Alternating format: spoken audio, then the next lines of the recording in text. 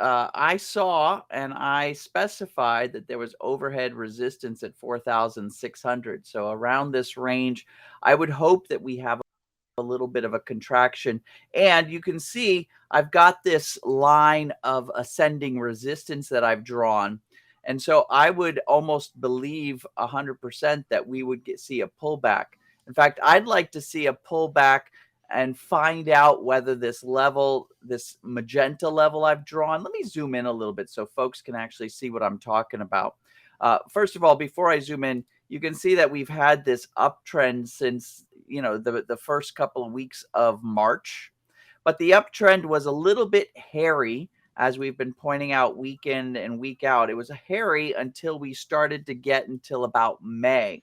And then it started to really gain some steam. So if I zoom in a little bit since May, maybe to the last 3 months, what you can see here is we started to gain steam. We call these ideal movements. So this was an ideal movement. This one I'm kind of squiggling over in yellow. This was an ideal movement. This was an ideal movement. Almost all the movements we've had, whether it be a pullback, we call that contraction, or an expansion, have been ideal.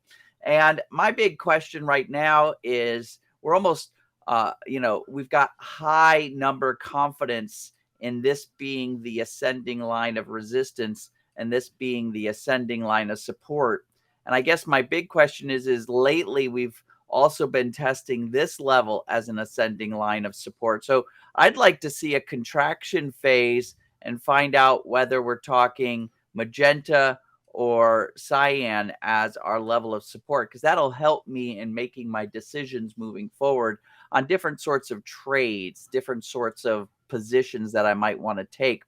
And I always have to emphasize one last thing. If I go back about 18 months, we do know that there's pretty heavy overhead resistance, like I was saying earlier, at 4,600, and then our all-time highs at 4,800. So I fully expect that we're going to have some challenges getting through those two levels, but I don't think that's impossible. We'll see as the summer doldrums draw to a close at the end of August, and into the fall, retail season, the holiday season. We'll see if we can blast through those numbers. And if so, we're on the verge here at Trading Trainer to call this market full on bullish.